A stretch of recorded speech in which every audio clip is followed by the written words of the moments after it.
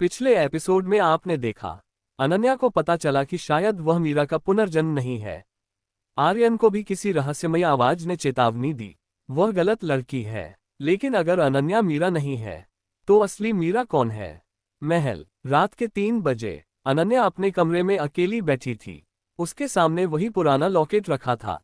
अचानक लॉकेट खुल गया। उसके अंदर एक छोटी सी तस्वीर थी, लेकिन तस्वीर में चेहरा साफ नहीं दिख रहा था, जैसे किसी ने जानबूझकर उसे मिटा दिया हो। तभी लॉकेट से नीली रोशनी निकली और कमरे की दीवार पर एक नक्शा बन गया।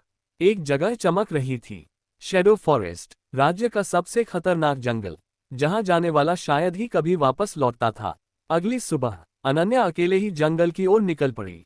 उसे नहीं पता था कि कोई उसका पीछा कर रहा है। महल की छत पर खड़ा लाल आंखों वाला व्यक्ति मुस्कुरा रहा था। जाओ, मुझे भी वहीं पहुंचना है।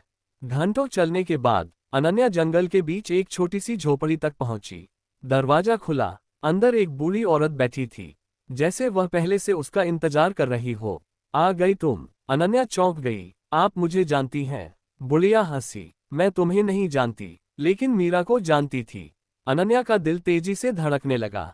क्या मैं मीरा हूँ? बूढ़ी औरत अचानक गंभीर हो गई। नहीं। ये सुनकर अनन्या का चेहरा उतर गया। तुम सिर्फ उसके जैसी दिखती हो, बस इतना ही। उसी समय जंगल के दूसरे हिस्से में आर्यन को भी उसी झोपड़ी का आभास हुआ। वह बिजली की गति से वहां पहुंचा। जैसे ही उसने दरवाजा खोला, उसकी नजर अनन्या पर पड़ी। दोनों पहली बार आमने सामने थे। कुछ सेकंड तक कोई कुछ नहीं बोला। अनन्या की सांस रुक गई। यही वही चेहरा था जो वह सपनों में देखती था। लेकिन तभी झोपड़ी की दीवार फट गई। एक विशाल दैत्य बाहर निकला। लाल आंखें, काले पंख और इंसानी चेहरों से बना शरीर। अनन्या चीख उठी। बुढ़िया बोली, वह आ गया, यादों का शिकारी। दैत्य सीधे अनन्या पर झपटा, लेकिन अगले ही पल आर्यन भेड़िए में बदल गया। विशाल काला वुल्फ। पूरा जंगल कांप उठा। भयानक युद्ध शुरू हुआ, लेकिन दैत्य बार बार एक ही बात कह रहा था, मीरा मर चुकी है, मीरा मर चुकी है, मीरा कभी वापस नहीं आएगी। अचानक अनन्या के दिमाग में कुछ चमका। उसे एक लड़की दिखाई दी, सफेद बाल, नीली आंखें और उसके गले में वही लॉकेट। लेकिन वह अनन्या नहीं थी। युद्ध खत्म हुआ, दैत्य भाग गया, लेकिन जाते जाते वह एक वाक्य बोल गया, जिसे तुम ढूंढ रहे हो वह राजमहल में नहीं, शमशान में रहती है। और फिर गायब हो गया। उस रात आर्यन सो नहीं पाया। 100 साल से वह जिस लड़की को ढूंढ रहा था, शायद वह राजकुमारी नहीं थी। अगर यह सच था, तो उसका पूरा जीवन एक झूठ पर टिका था। अगले दिन आर्यन और अनन्या शमशान की ओर निकल पड़े। राज्य के बाहर एक पुराना शमशान, जहां लोग जाने से डरते थे। कहते थे वहां आत्माएं भटकती हैं, लेकिन असली कारण कुछ और था। वहां एक लड़की रहती थी, तारा, एक ऐसी लड़की जो मृत आत्माओं को देख सकती थी। पूरा गांव उससे डरता था। उसे अपशकुन कहा जाता था। उसी रात तारा नदी किनारे बैठी थी। अचानक एक लड़की की आत्मा उसके सामने प्रकट हुई। वह रो रही थी, उसे बचा लो, इस बार उसे बचा लो। तारा ने पूछा, किसे? लेकिन आत्मा गायब हो गई। सुबह आर्यन और अनन्या तारा तक पहुंचे।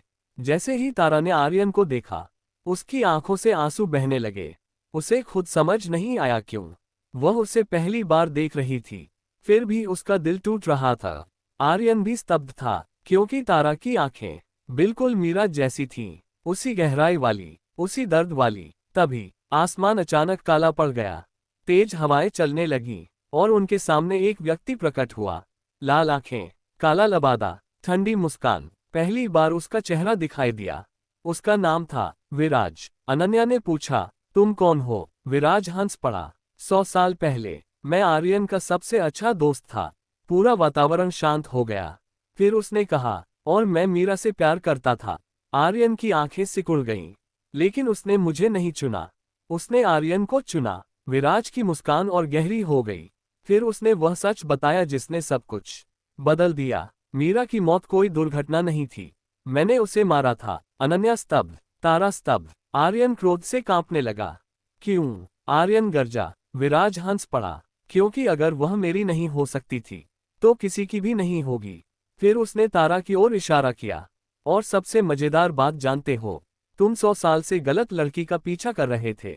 असली मीरा यही है। तारा के पैरों तले जमीन खिसक गई। तभी तारा के गले का लॉकेट चमकने लगा। अनन्या का लॉकेट भी चमक उठा। दोनों टुकड़े हवा में उठे और एक हो गए। नीली रोशनी पूरे आकाश में फैल गई। अचानक तारा के दिमाग में यादें लौटने लगीं।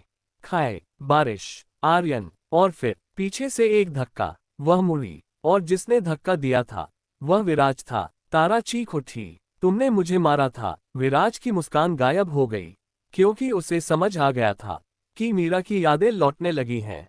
लेकिन तभी आसमान में लाल चांद पूरी तरह प्रकट हो गया और उसी क्षण जमीन के नीचे कुछ जाग उठा, कुछ ऐसा जिससे विराज भी डरता था।